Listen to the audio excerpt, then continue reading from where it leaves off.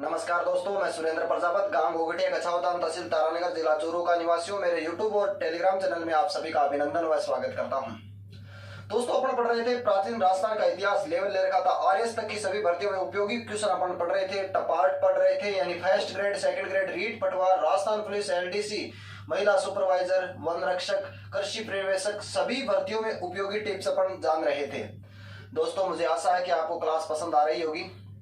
ज्यादा से ज्यादा शेयर करें। और आज का जो टॉपिक, दोस्तों एक बात और ध्यान में रखें, मैं हर वीडियो में बताता हूं कि जैसे ही आप मेरे साथ साथ में नोट्स बनाते हैं, नोट्स तो आप बनाते हैं, जैसे नोट्स बनाते हैं तो नोट्स को आप रफ रजिस्टर में लिखें, और जब फेर में लिखते हैं तो व्हाइट पेज वाला रजिस्टर ही काम में लें, ताकि क्योंकि आरएस की भर्तियों में जो मेंस का एग्जाम होता है, आईएएस में जो मेंस का एग्जाम होता है, उसमें अपने को व्हाइट पेज मिलते हैं। तो व्हाइट पेज में वैसे अपने को सीधी लाइन लिखने की आदत पड़ जाए, इसलिए दोस्तों अपन ने जो अब तक जो पढ़ लिया है, यानी पुरातात्विक स्थल यानी अपन ने पढ़ा है, और इसके बाद में अपन ने सिक्के पढ़े हैं राजस्थान के। उसके बाद में अपन ने आज का जो टॉपिक रहेगा अभिलेख व शिलालेख रहेगा, यानी अगला जो टॉपिक है इसका अपन कह सकते हैं अभिलेख, या फिर क्या कह सकते हैं दोस्तों इसे शिलालेख।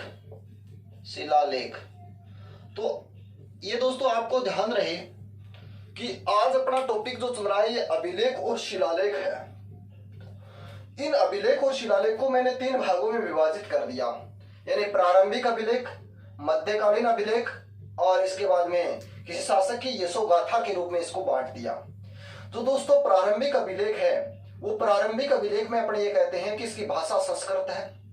मध्यकालीन अभिलेख में संस्कृत है, उर्दू है, फारसी है, राजस्थानी का उल्लेख मिलता है। यशोगाथा में अपन ये कह सकते हैं दोस्तों, इसमें किसी शासक का गुणगान किया जाता है, इसे अपन प्रशस्ति कहते हैं। दोस्तों अब जो अभिलेख होते हैं, अभिलेखों के अध्ययन यानी इसको किस में देखा जाता है, किस प्रकार से इसको जांचा जाता है, तो एपिग्राफी में क्या किया जाता है, अभिलेखों का अध्ययन किया जाता है। दोस्तों कहा जाता है कि अभिलेख लिखाने का भारत में सर्वप्रथम श्रेय एक जाने माने सम्राट हुए थे, उनका नाम था सम्राट अशोक। यानी भारत के अंदर अभिलेख लिखवाने का श्रेय या शिलालेख लिखवाने का श्रेय सम्राट अशोक को दिया जाता है। और सम्राट अशोक को ये प्रेरणा कहां से मिली थी, यदि ये बात जाननी हो तो कहेंगे ईरानी राजाओं से सम्राट अशोक को ये प्रेरणा मिली थी। इसके बाद में अपन ये कह सकते हैं दोस्तों, राजस्थान में जो सम्राट अशोक के जो शिलालेख मिलते हैं, वो अपन इसकी बात करते हैं राजस्थान या भारत में जो शिलालेख मिलते हैं, सम्राट अशोक ने जो शिलालेख लिखाए थे, इन्होंने आरमाइक लिपि में, ब्राह्मी लिपि में, यूनानी लिपि में और खरोष्टी लिपि में इनके शिलालेख अपने को मिलने की जानकारी मिलती है। अपन ये भी कह सकते हैं राजस्थान के शिलालेख जो लिखे गए हैं, ये संस्कृत और राजस्थानी भाषा का प्रारूप भी यहाँ पर मिलता है। इसके बाद में यदि दोस्तों अपन बात करते हैं तो अपन ये कहेंगे कि राजस्थान की यदि बात कर रहे हैं तो शिलालेख को अपन ने 2 भागों में विभाजित कर दिया। शिलालेख को 2 भागों में विभाजित, पहले अपन ने भाषा के आधार पर, और अब अपन ने इनको 2 भागों में बांटा। एक तो कह दिया शिलालेख और दूसरा कह दिया प्रशस्ति। मैं आपको बताऊंगा यहाँ पर शिलालेख और प्रशस्ति। शिलालेख प्रशस्ति में केवल पत्थरों पर लिखा गया लेख अपन कह सकते हैं शिलालेख। ये किसी मंदिर, दीवार, नदी के किनारे, मंदिर की दीवार या नदी के किनारे अपने को लिखे हुए मिलते हैं। प्रशस्ति दोस्तों ये किसी शासक या महान व्यक्ति का गुणगान किया जाना प्रशस्ति कहलाती है, और ये कागज पर भी लिखी जा सकती है। आइए मेरे साथ में समझते हैं और उसके बाद में देखते हैं। दोस्तों जो अभिलेख और शिलालेख हैं, इनको ये आप ध्यान में रखें, मैंने इसको कितने भागों में विभाजित कर दिया, भाषा के आधार पर 3 भागों में विभाजित कर दिया। पहला भाग कहेंगे प्रारंभिक अभिलेख, क्या कहेंगे, प्रारंभिक अभिलेख। दूसरा भाग कहेंगे मध्यकालीन अभिलेख, क्या कहेंगे, मध्यकालीन अभिलेख। दोस्तों तीसरा भाग क्या कहेंगे कि यशोगाथा, क्या कहेंगे, यशोगाथा, क्या कहेंगे, यशोगाथा कहेंगे। दोस्तों आपको ध्यान रहे कि प्रारंभिक अभिलेख के समय यदि बात की जाए भाषा की, तो भाषा हुआ करती थी संस्कृत, क्या हुआ करती थी, संस्कृत। और मध्यकालीन की यदि बात की जाए तो दोस्तों भाषा हुआ करती थी संस्कृत प्लस उर्दू प्लस फारसी प्लस राजस्थानी का भी इसमें उल्लेख मिलता है दोस्तों। और यदि इसकी बात की जाए यशोगाथा की, तो इसे दोस्तों अपन कहते हैं प्रशस्ति, क्या कहते हैं, प्रशस्ति कहते हैं। तो ध्यान रहे आपको, अभिलेख, प्रारंभिक, मध्यकालीन, यशोगाथा। इसके बाद में दोस्तों यदि अपने को पूछ लिया जाए कि अभिलेखों का अध्ययन किसमें किया जाता है, तो कहेंगे एपिग्राफी, क्या कहेंगे, एपिग्राफी। और दोस्तों यदि पूछ लिया जाए कि भारत में सर्वप्रथम अभिलेख लिखाने का श्रेय यदि पूछ ले तो कहेंगे सम्राट अशोक को। इसको ये प्रेरणा कहां से मिली थी दोस्तों? ईरान से मिली थी। कहां से मिली थी? ईरान से। नेक्स्ट बात दोस्तों, यदि अपन समझना चाहें तो एक तो होता है शिलालेख। क्या होता है? शिलालेख। और एक होती है प्रशस्ति। क्या होती है? प्रशस्ति। शिलालेख तो दोस्तों पत्थर पर लिखा जाता है, और प्रशस्ति का जरूरी नहीं होता कि ये पत्थर पर लिखा जाए, इसे कागज पर भी लिखा जा सकता है। बस इतनी सी बात आप ध्यान में रखें। और लिखेंगे कैसे वो आइए मेरे साथ में, अभी आपको बताता हूं। कॉपी ले लीजिए मेरे साथ में, और अभी अपन नोट करते हैं। एक एक चीज क्लियर करेंगे, पहले बेसिक जानेंगे और उसके बाद में आगे का देखेंगे। दोस्तों आपको ध्यान रहे, लिखेंगे ऐसे कि प्रारंभिक अभिलेख संस्कृत भाषा में मिले थे। कहेंगे प्रारंभिक अभिलेख, लिखेंगे साथ साथ में अभिलेख संस्कृत भाषा में मिले। प्रारंभिक अभिलेख संस्कृत भाषा में मिले। मध्यकालीन अभिलेख संस्कृत, उर्दू, फारसी, राजस्थानी,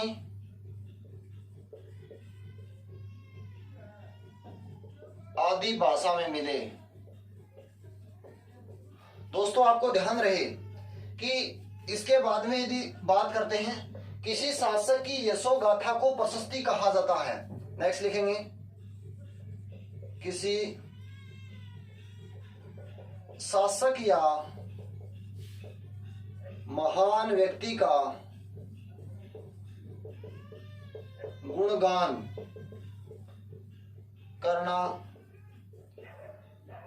करने को प्रशस्ति कहा जाता है। दोस्तों नेक्स्ट बात ध्यान रखेंगे, अभिलेखों के अध्ययन को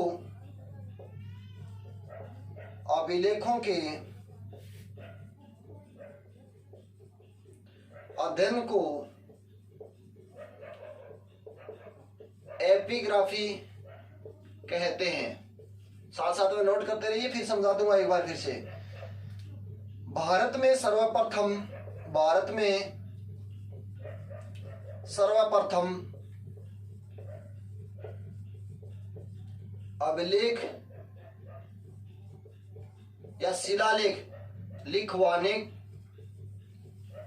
का श्रेय सम्राट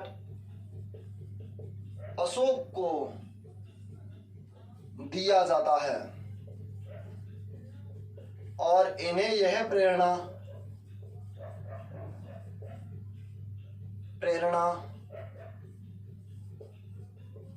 ईरानी राजाओं से मिली। नोट करते रहिए साथ साथ में, इन्हें यह प्रेरणा कहां से मिली थी? ईरानी राजाओं से मिली थी। एक बात दूसरी अपन लिखेंगे, शिलालेख यानी केवल पत्थरों पर लिखे गए लेख को शिलालेख कहते हैं। नेक्स्ट में लिखेंगे दोस्तों, ये लाइन आप नोट कीजिए, उसके बाद में आगे लिखते हैं। केवल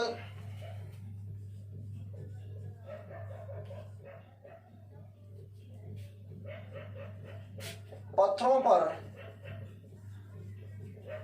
लिखे गए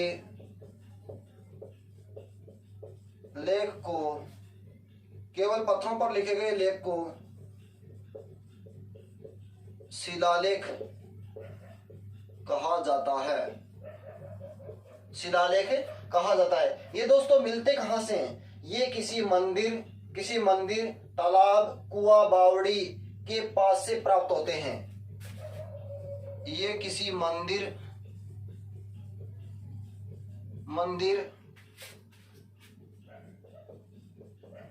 तालाब, कुआं,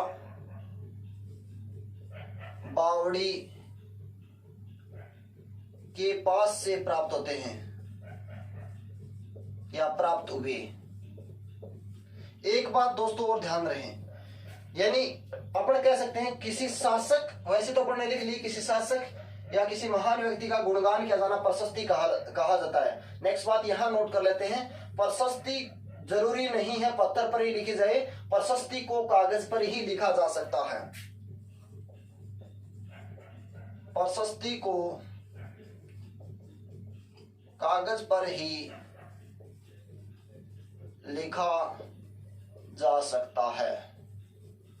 अब दोस्तों इसको समझ लेते हैं, आप साथ साथ में नोट कर लिया होगा।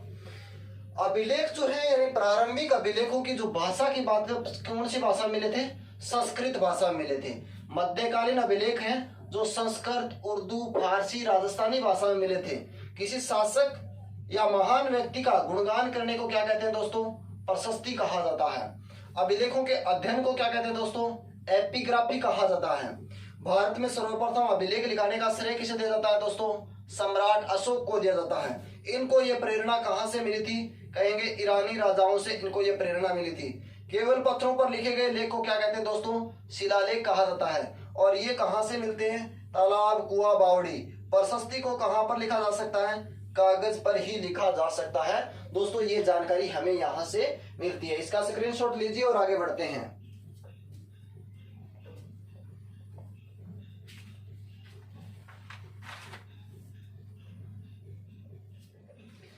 दोस्तों जो ले लिया वो स्क्रीनशॉट, आगे अपन बात करते हैं। अपन बात कर सकते हैं जो अभिलेख हैं, अभिलेख कई प्रकार के होते हैं। वैसे अपन कह सकते हैं शिलालेख, स्तंभ लेख, गुहा लेख और मूर्ति लेख, ताम्र लेख अभिलेख ही होते हैं। यानी ये जो अभिलेख हैं ये कई प्रकार के होते हैं। एक दो नाम और इसमें नोट करेंगे अपन प्रारंभ बेसिक में, ये तो अपन ने नोट कर लिया होगा। आगे देखते हैं, ध्यान रहे दोस्तों, एक दो लाइन और लिखते हैं पहले, वो भी उसके बाद में नया टॉपिक आगे से शुरू करते हैं। बेसिक में लिखेंगे, ध्यान रहे। यानी अभिलेख जो होते हैं, अभिलेख कई प्रकार के हो सकते हैं। अभिलेख गुफा लेख भी हो सकते, गुहा लेख बोलते हैं। ताम्र लेख यानी तांबे पर लिखा गया लेख, गुहा लेख यानी गुफा में लिखा गया लेख, स्तंभ लेख यानी पिलर पर लिखा गया लेख। और इस प्रकार से जो लेख होते हैं इनके अलग अलग रूप होते हैं। तो अपन एक बात और लिख सकते हैं, अभिलेख में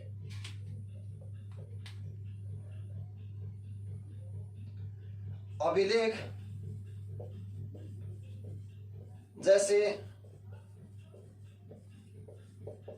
ताम्र लेख यानी तांबे पर लिखा गया लेख, गुहा लेख यानी गुफा पर लिखा गया लेख, गुफा के अंदर लिखा गया लेख, शिलालेख, शिलालेख यानी शिल पर लिखा गया लेख, शिलालेख, और स्तंभ लेख यानी किसी पिलर या स्तंभ पर लिखा गया लेख। इस प्रकार से जो लेख होते हैं, इन लेखों को एक और मिलता है, अपन कह सकते हैं मूर्ति लेख, यानी किसी मूर्ति पर लिखा गया लेख को क्या कहते हैं? मूर्ति लेख। अभिलेख जैसे ताम्र लेख, गुहा लेख, शिलालेख, स्तंभ लेख, मूर्ति लेख, तांबे पर लिखा गया लेख, गुफा में लिखा गया लेख, शिलों या पत्थरों पर लिखा गया लेख, मूर्ति यानी मूर्ति पर लिखा गया लेख, स्तंभ यानी पिलर पर लिखा गया लेख को अपन कह सकते हैं अभिलेख कह सकते हैं। भारत में संस्कृत भाषा का प्रथम यदि अभिलेख की बात करते हैं तो भारत के अंदर संस्कृत भाषा का प्रथम अभिलेख की दोस्तों अपन बात करते हैं तो शक शासक रुद्रदामन का जूनागढ़ अभिलेख मिलता है। तो ये बात भी अपने इंपॉर्टेंट है, अपन लिख सकते हैं दोस्तों, यहां से इसको नोट कर लीजिए। और एक बात और लिखेंगे, भारत में प्रथम संस्कृत भाषा का अभिलेख शक शासक रुद्रदामन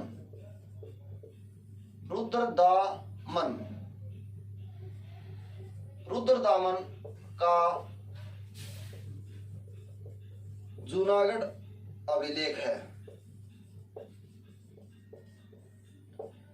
भारत में प्रथम संस्कृत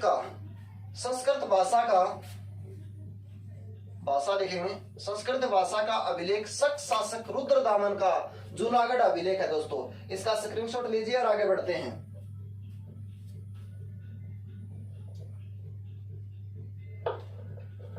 ले लिया हो दोस्तों, आगे चलते हैं। आगे दोस्तों अब अपन अभिलेख शुरू करते हैं।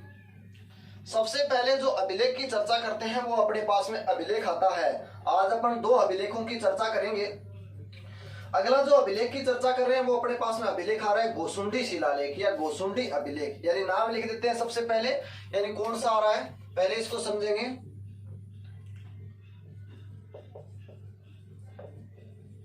गोसुंडी शिलालेख, शिलालेख या फिर कह सकते हैं अभिलेख, गोसुंडी शिलालेख या अभिलेख। सबसे पहले दोस्तों इसको समझेंगे और उसके बाद में इसको अपन नोट करेंगे। मैं इसको दोनों तरीकों से लिखा सकता हूं, शॉर्ट में और वैसे भी, लेकिन आरएस का जो लेवल होता है उसी हिसाब से अपन मैं आपको नोट्स बनवाता हूं।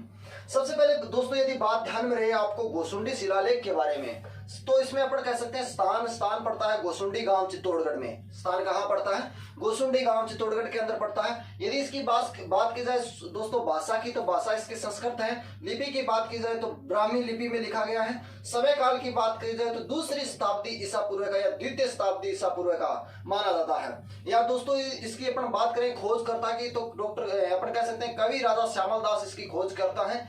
और वीर विनोद जिसने वीर विनोद ग्रंथ लिखा था जिसके अंदर 2684 प्रश्नों का उल्लेख जानकारी मिलती है।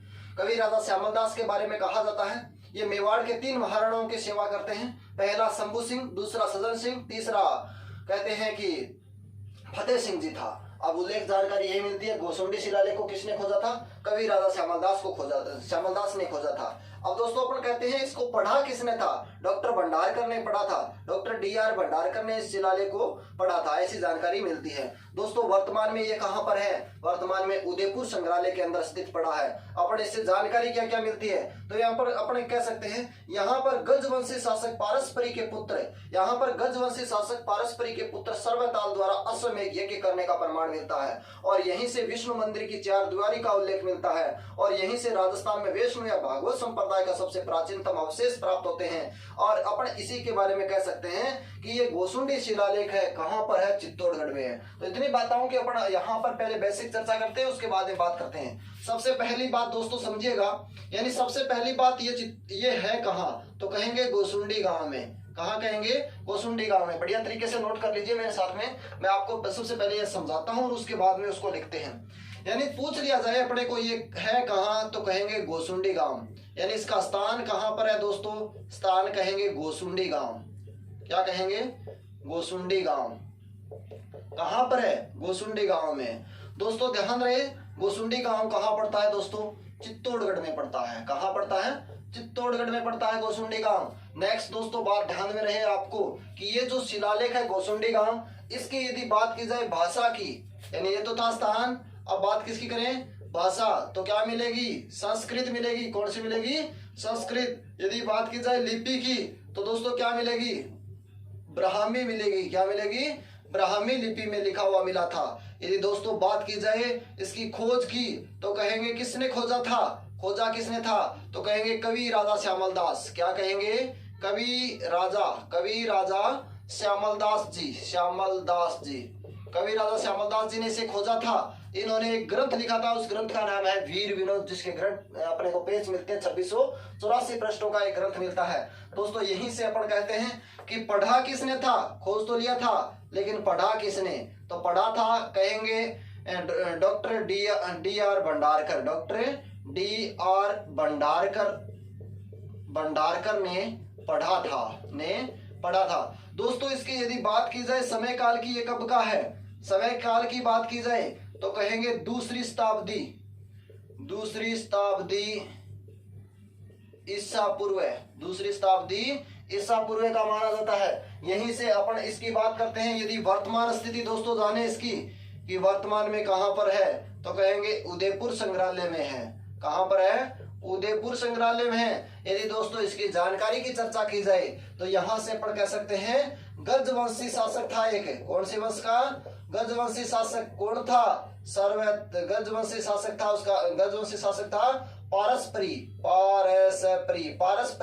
पारस्परी का एक पुत्र था, उसका नाम था सर्वताल। क्या नाम था? सर्वताल ने यहाँ पर किया था दोस्तों अश्वमेघ यज्ञ किया था। दोस्तों यहां से जानकारी मिलती है कि प्राचीनतम वैष्णव मंदिर, कौन सी? वैष्णो मंदिर या फिर उसे कहते हैं दोस्तों भागवत मंदिर, प्राचीनतम वैष्णो व भागवत मंदिर के उल्लेख भी मिलते हैं। और अपन ये भी कह सकते हैं भागवत संप्रदाय के भी उल्लेख मिलते हैं। प्राचीनतम वैष्णो व भागवत संप्रदाय के उल्लेख भी कहीं से मिलते हैं, इसी शिलालेख से मिलते हैं। दोस्तों ये थी इसकी बेसिक बात। ये आपको बार बार में बताने से ध्यान में रहे कि गोसुंडी गांव चित्तौड़गढ़ में पड़ता है। गोसुंडी शिलालेख, भाषा संस्कृत, लिपि ब्राह्मी, खोजा किसने था? कवि राजा श्यामलदास ने। पढ़ा किसने था? डॉक्टर भंडारकर ने। समय काल 2री शताब्दी ईसा पूर्व। वर्तमान समय में कहां पर है? उदयपुर संग्रहालय में। इसमें क्या क्या जानकारी मिलती है और भी, यानी गजवंशी शासक था पारस्परी, पारस्परी का पुत्र था सर्वताल, सर्वताल ने यहाँ पर क्या किया था? अश्वमेघ यज्ञ किया था। और यहीं पर वैष्णो व भागवत संप्रदाय के प्राचीनतम अवशेष प्राप्त हुए हैं। यहीं से वैष्णो मंदिर की चारदीवारी के उल्लेख भी अपने को मिलते हैं। विष्णु मंदिर के चारदीवारी के उल्लेख भी अपने को मिलते हैं। इतनी सारी जानकारी दोस्तों कहाँ से मिलती है? अपने को कह सकते हैं गोसुंडी शिलालेख से मिलती है। तो आइए मेरे साथ में अब नोट कैसे करते हैं वो भी मैं आपको बता ही देता हूं। तो नोट करते हैं, अभी देखते हैं। ये तो आपने देख लिया होगा, लिख लिया भी होगा थोड़ा थोड़ा, लेकिन नोट करने में भी कोई दिक्कत नहीं है। आपको समझ में इस प्रकार आए तो लिखो, लेकिन मैं मेरी तरफ से आपको पूरा बताता हूं। दोस्तों आपको ध्यान रहे, सबसे पहला पॉइंट अपन इसमें लिखेंगे स्थान। यह है गोसुंडी गांव चित्तौड़गढ़ से प्राप्त हुआ।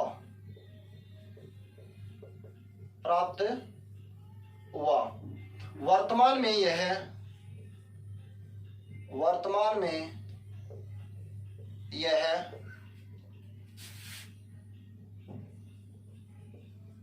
उदयपुर संग्रहालय में स्थित है। वर्तमान में कहां पड़ा है? उदयपुर संग्रहालय में है। इसको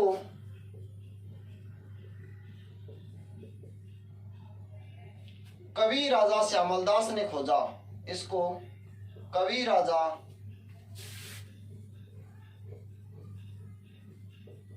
श्यामलदास ने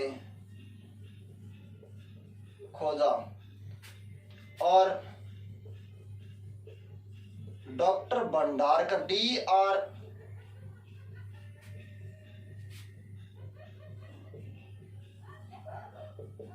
भंडारकर ने इसे पढ़ा। ठीक है दोस्तों, नेक्स्ट, इस अभिलेख को संस्कृत भाषा व ब्राह्मी लिपि में लिखा गया। इस अभिलेख को संस्कृत भाषा व ब्राह्मी लिपि में लिखा गया। यह अभिलेख 2री शताब्दी ईसा पूर्व का माना जाता है। दोस्तों यहां तक की बात आपको समझ में आई होगी कि मैंने बताया है। यहाँ पर कुछ लाइन जो अपन ने लिखी हैं उनको समझेंगे। पहले 1-2 लाइन और लिखते हैं, इसके बाद में अपन लिखेंगे कि जानकारी में, यानी यहां से क्या क्या जानकारी मिलती है। यानी गजवंशी शासक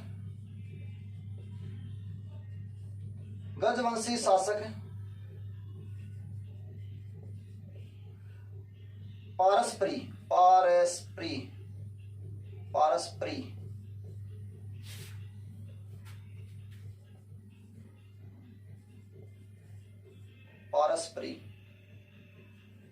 के पुत्र सर्वलात या सर्वताल द्वारा अश्वमेघ यज्ञ का प्रमाण। नेक्स्ट दोस्तों यहां से क्या जानकारी मिलती है? गजवंशी शासक पारस्परी के पुत्र सर्वताल द्वारा अश्वमेघ यज्ञ का प्रमाण भी यहीं से मिलता है। एक जानकारी अपन और लिखते हैं। एक जानकारी और क्या लिखेंगे दोस्तों? अपन कह सकते हैं प्राचीनतम वैष्णो व भागवत संप्रदाय का जानकारी भी यहीं से मिलती है, या प्राचीनतम वैष्णो व भागवत संप्रदाय के वैष्णव व भागवत संप्रदाय के प्राचीनतम जानकारी और या फिर वैष्णव या भागवत संप्रदाय के प्राचीनतम प्रमाण। वैष्णव व भागवत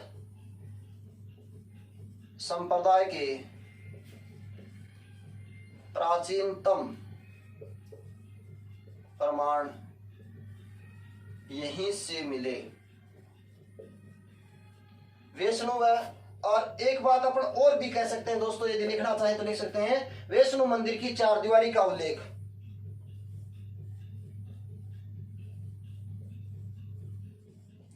मंदिर की चार दीवारी का उल्लेख। तो इतनी सी दोस्तों बात अपने को गोसुंडी शिलालेख में याद रखनी है। यह गोसुंडी शिलालेख गोसुंडी गांव में पड़ता है। कहां पर? चित्तौड़गढ़ में। वर्तमान में कहां पर है? उदयपुर संग्रहालय में। और इसको खोजा किसने था? कवि राजा श्यामलदास ने। पढ़ा किसने था? डॉक्टर भंडारकर ने।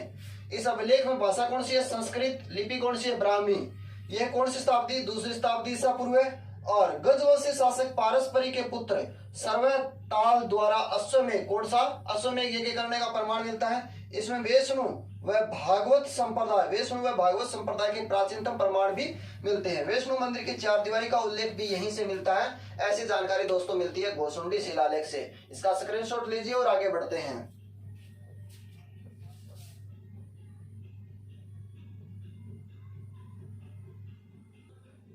ले लिया दोस्तों स्क्रीनशॉट, आगे बढ़ते हैं।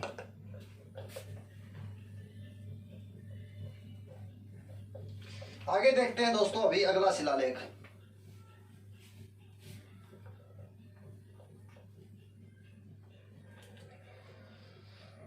आप साथ साथ में नोट करते रहिए। अगला जो अभिलेख है ये मैंने आपको थ्योरेटिकल टाइप बताया था, अगला थोड़ा सा और शॉर्ट करते हैं। यानी अगला अभिलेख दोस्तों बात करेंगे मानमोरी अभिलेख। किस अभिलेख की बात करेंगे? मानमोरी अभिलेख। मानमोरी अभिलेख को अपन पढ़ेंगे दो पार्टीशन के हिसाब से।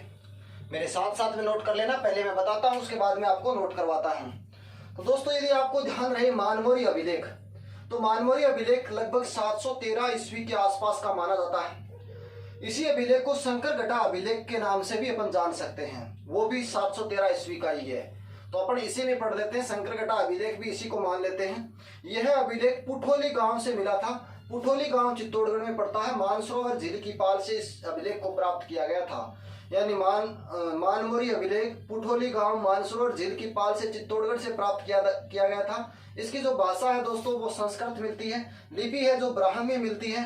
इसकी खोज करने वाले कर्नल जेम्स टोड मिलते हैं, जिनका कर्नल जेम्स टोड का जन्म इंग्लैंड के अंदर हुआ था, जो यहाँ पर एक पॉलिटिकल एजेंट के रूप में काम करके गए थे। ये आपको पता है। 1798 में भारत आए थे। 1801 में दिल्ली के पास पुरानी नहर की पैमाइश की थी। 1805 में दौलतराम सिंधिया ग्वालियर शासक के दरबार में सैनिक टुकड़ी के रूप में इकट्ठे होते हैं। कर्नल जेम्स टोड पहली बार 1806 के अंदर उदयपुर आते हैं और उसके बाद में 1817 से 1822 तक कर्नल जेम्स टोड उदयपुर यानी मेवाड़ रहते हुए राजस्थान का इतिहास लिखा था। कर्नल जेम्स टोड को मेवाड़ इतिहास का पिता कहा जाता है।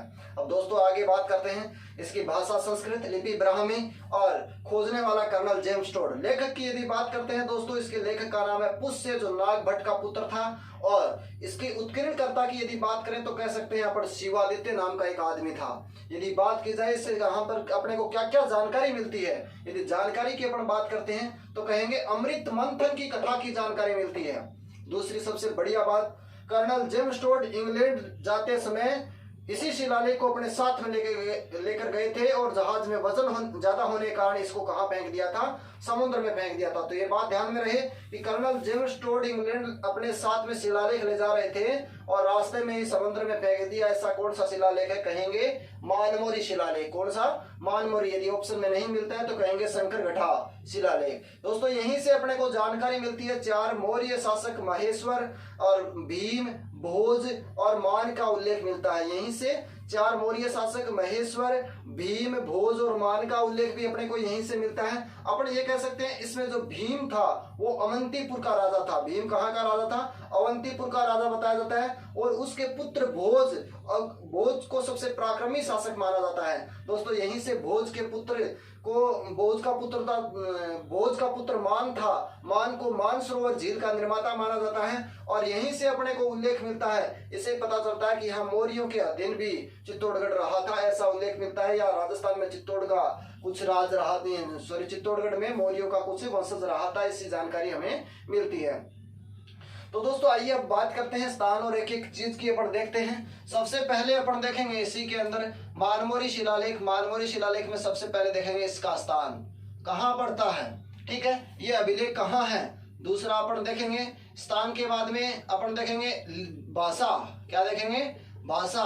भाषा के बाद में अपन देखेंगे लिपि, और लिपि के बाद में अपन देखेंगे खोजकर्ता, और देखेंगे खोजकर्ता, और खोजकर्ता के बाद में देखेंगे उत्कीर्णकर्ता, उत्कीर्णकर्ता। और दोस्तों किसने उत्कीर्ण किया था, इस प्रकार किसने खोजा था और किसने इस पर लिखा था, ऐसी जानकारी भी हम यहाँ से लेंगे। और अब जो देखते हैं दोस्तों अपने पास में जानकारी मिलती है। सबसे पहले स्थान की बात करते हैं, यानी कहेंगे पुठोली गांव। कौन सा गांव? पुठोली गांव। पुठोली गांव मानसरोवर झील, मानसरोवर झील चित्तौड़गढ़ से प्राप्त हुआ। कहां से प्राप्त हुआ? चित्तौड़गढ़ से प्राप्त हुआ। भाषा की बात करते हैं दोस्तों, लिखेंगे संस्कृत, मेरे साथ साथ में नोट कर लेना संस्कृत। लिपि लिखेंगे दोस्तों ब्राह्मी, क्या लिखेंगे? ब्राह्मी लिपि लिखेंगे। और खोजकर्ता का नाम लिखेंगे colonel James Tod, colonel James Tod, James Tod. और उत्कीर्णकर्ता लिखेंगे दोस्तों शिवादित्य, शिवादित्य। और एक लिखेंगे दोस्तों लेखक, क्या लिखेंगे? लेखक। लेख्य किसने दिया था? लेखक का नाम लिखेंगे दोस्तों पुष्य, क्या नाम लिखेंगे? पुष्य। ये नागभट्ट का पुत्र था, नागभट्ट का पुत्र। तो दोस्तों आपको ध्यान रहे मानमोरी शिलालेख। अब इसके बाद में इसकी अपन बात करते हैं जानकारी की। क्या बात करते हैं दोस्तों? अगली लिखेंगे जानकारी। भाई यहां से हमको क्या क्या जानकारी मिलती है इसके बारे में भी हम एक एक करके जानेंगे। तो यहां तक की बात तो आपको समझ में आ रही होगी। तो कहेंगे स्थान यदि पूछ ले आपको, स्थान पूछ ले तो कहेंगे पुठोली गांव मानसरोवर। भाषा पूछे तो कहेंगे संस्कृत। लिपि पूछे तो कहेंगे ब्राह्मी। खोजकर्ता पूछे तो कहेंगे कर्नल जेम्स टोड। उत्कीर्णकर्ता पूछे तो कहेंगे शिवादित्य। और लेखक पूछे तो कहेंगे पुष्य। क्या कहेंगे? पुष्य। यहां तक की जानकारी तो आपको मिलती होगी। दोस्तों कर्नल जेम्स टोड है, कर्नल जेम्स टोड ने जो ग्रंथ लिखा था annals and antiquities of Rajasthan, annals and antiquities of Rajasthan के प्रथम भाग के अंदर इसी अभिलेख की जानकारी मिलती है।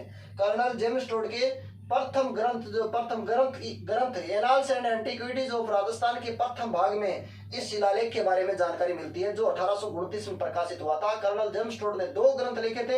एक ग्रंथ का नाम है भारत की यात्रा, भारत की यात्रा। तो दूसरों अब अपन दोस्तों देखते हैं आगे आगे क्या देखते हैं अपन? जानकारी देखते हैं। क्या देखते हैं? जानकारी। एक तो दोस्तों यहीं से देखते हैं अमृत मंथन की कथा, अमृत मंथन की कथा, अमृत मंथन की कथा का उल्लेख कहां से, कौन से अभिलेख से मिलता है? मानमोरी अभिलेख से।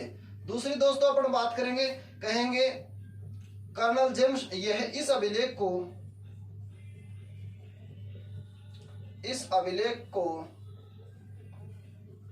कर्नल टोड इंग्लैंड ले जाते समय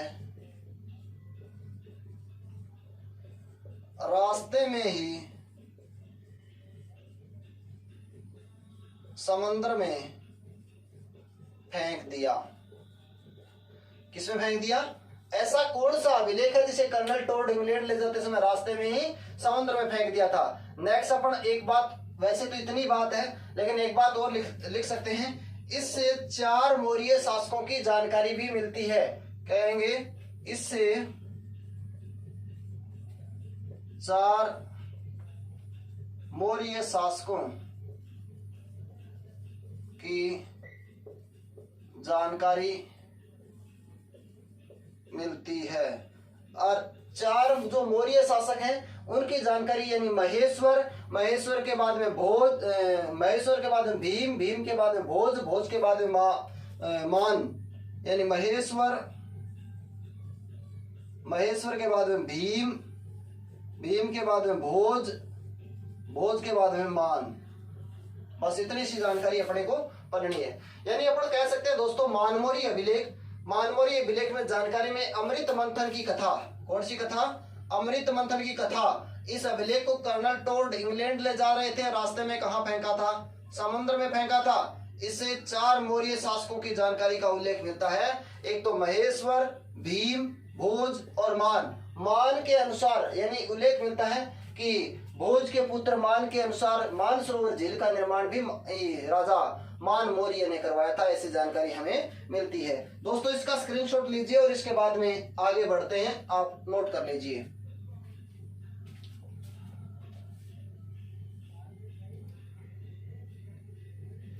ले लिया दोस्तों स्क्रीनशॉट, आगे बढ़ते हैं।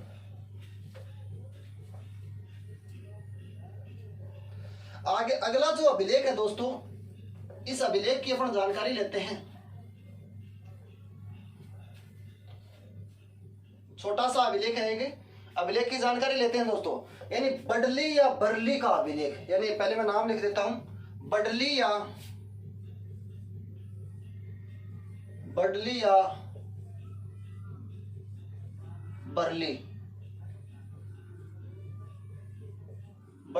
बरली अभिलेख।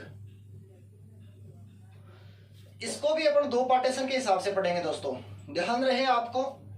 बडली या बरली अभिलेख 443 ईसा पूर्व का माना जाता है। यानी कब का माना जाता है? 443 ईस्वी पूर्व का, ईसा पूर्व का माना जाता है। अपन इस अभिलेख की जानकारी लेते हैं तो यदि स्थान की यदि अपन जानकारी लें दोस्तों, तो स्थान में इस अभिलेख के बारे में अपन ये कह सकते हैं बडली गांव अजमेर के बिलोत माता मंदिर से प्राप्त किया गया था। ये जो अभिलेख है ये बडली गांव अजमेर के बिलोत माता मंदिर से प्राप्त किया गया था और खोजा इसको डॉक्टर गौरीशंकर हीराचंद ओझा ने था, जो अपने गुरु मानते थे कवि राजा श्यामलदास को। कहा जाता है कि डॉक्टर गौरीशंकर हीराचंद ने राजस्थान इतिहास का कर्नल जेम्स टोड के द्वारा लिखा गया राजस्थान इतिहास का हिंदी में रूपांतरण भी किया था।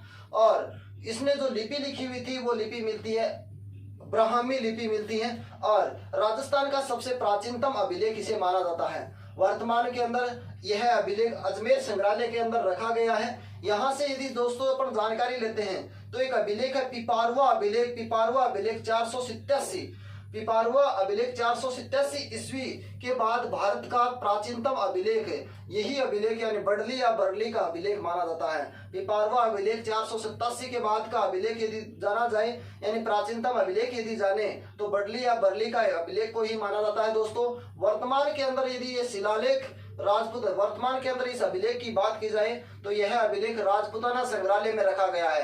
राजपूताना संग्रहालय दोस्तों कहां पर है? अजमेर के अंदर है। और राजपूताना संग्रहालय अकबर के मैगनीज दुर्ग के अंदर या अकबर के दुर्ग के अंदर है राजपूताना संग्रहालय चलता है। ऐसी जानकारी हमें इस अभिलेख के बारे में मिलती है। तो आइए दोस्तों सबसे पहले मेरे साथ में समझते हैं, एक एक चीज को देखेंगे। यानी सबसे पहले अपन बडली या बरली के अभिलेख की बात करेंगे तो कहेंगे स्थान। क्या लिखेंगे? स्थान। सबसे पहले किसकी बात करेंगे दोस्तों? स्थान की बात करूंगा मैं। यार इसके यदि समय की बात की जाए तो दोस्तों यहां लिख लेना 443 ईस्वी, ठीक है। और दूसरी यदि बात की जाए तो अपन स्थान में आप क्या लिखेंगे? स्थान में लिखेंगे बडली गांव अजमेर, बडली गांव अजमेर। स्थान में क्या लिखेंगे? बडली गांव अजमेर। कहां से मिला था? बडली गांव अजमेर के बिलोत या मिलोत भी कहते हैं, मिलोत माता मंदिर से। तो दोस्तों यदि ध्यान रहे बडली गांव अजमेर के बिलोत माता मंदिर से यह अभिलेख प्राप्त किया गया था। अब बात करेंगे इसकी भाषा और इसके बाद करेंगे अपन लिपि और इसके बाद में अपन बात करेंगे खोज की। तो खोज में अपन कहेंगे दोस्तों, खोज में यदि देखेंगे तो खोज अपन कहेंगे क्या कहेंगे? डॉक्टर गौरीशंकर हीराचंद ओझा। खोज के बारे में यदि अपन लिखेंगे तो कहेंगे डॉक्टर गौरीशंकर हीराचंद ओझा। क्या कहेंगे?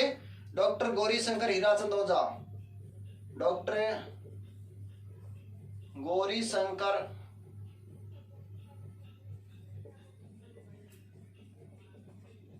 हीराचंद ओझा। यदि दोस्तों अगली बात अपन करें तो कहेंगे लिपि। क्या कहेंगे? लिपि। लिपि के बारे में अपन लिखेंगे ब्राह्मी। दोस्तों डॉक्टर गौरीशंकर हीराचंद ओझा वही ओझा जी हैं जिन्होंने राजस्थान इतिहास का हिंदी में रूपांतरण किया था। राजस्थान इतिहास का हिंदी में रूपांतरण, तो इसको ब्रैकेट में यहां पर लिख भी सकते हैं, राजस्थान इतिहास का हिंदी रूपांतरण। राजस्थान इतिहास का हिंदी रूपांतरण भी इन्होंने किया था। दोस्तों यही बात की जाए यदि इसी अभिलेख की तो कहेंगे वर्तमान में कहां है? वर्तमान स्थिति कहेंगे अजमेर संग्रहालय। क्या कहेंगे? अजमेर संग्रहालय। वर्तमान में कहां पड़ा है दोस्तों?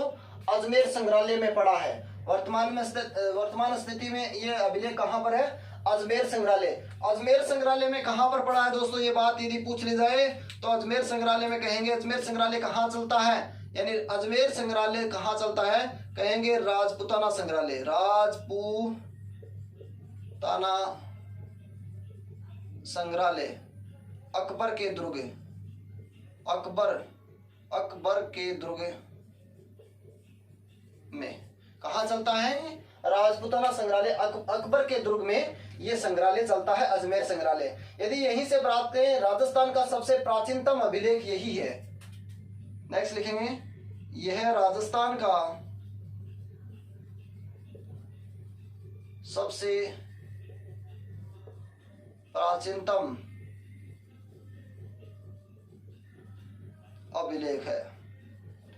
दोस्तों यदि अपन बात करें इसकी जानकारी की तो जानकारी में आप एक बात का हमेशा ध्यान दीजिए। जानकारी में अपन सबसे पहले बात करेंगे कि पिपारवा अभिलेख 487 के बाद भारत के अभिलेखों में सबसे प्राचीनतम अभिलेख इसे ही माना है। पिपारवा अभिलेख 487 के बाद भारत के प्राचीनतम अभिलेख बर्ली को माना है। क्या है? बर्ली को माना है। पिपारवा अभिलेख 487 के बाद भारत का प्राचीनतम अभिलेख किसे माना है? बर्ली को माना है। वर्तमान में अपन कह सकते हैं ये कहां पर चलता है? राजपूताना संग्रहालय में। और राजपूताना संग्रहालय कहां पर है? अजमेर के अंदर है। इतनी सी बात इसमें आपको और याद रखनी है। तो बर्ली या बर्ली अभिलेख 443 स्थान की बात करें बर्ली गांव अजमेर विलोत या मिलोत माता मंदिर के पास।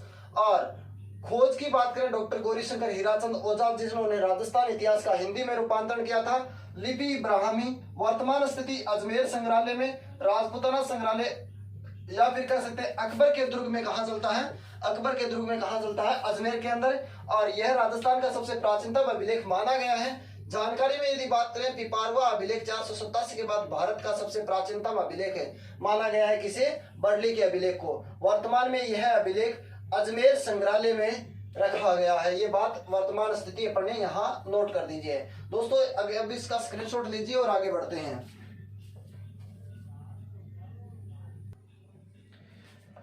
दोस्तों मैं सुरेंद्र प्रजापत गांव गोगटिया कछावतान तहसील तारानगर जिला चूरू राजस्थान का निवासी हूं और मेरे यूट्यूब और टेलीग्राम चैनल में आज फिर से आपका सभी का अभिनंदन और स्वागत करता हूं। नेक्स्ट क्लास के अंदर मिलेंगे, इसका स्क्रीनशॉट ले लीजिए।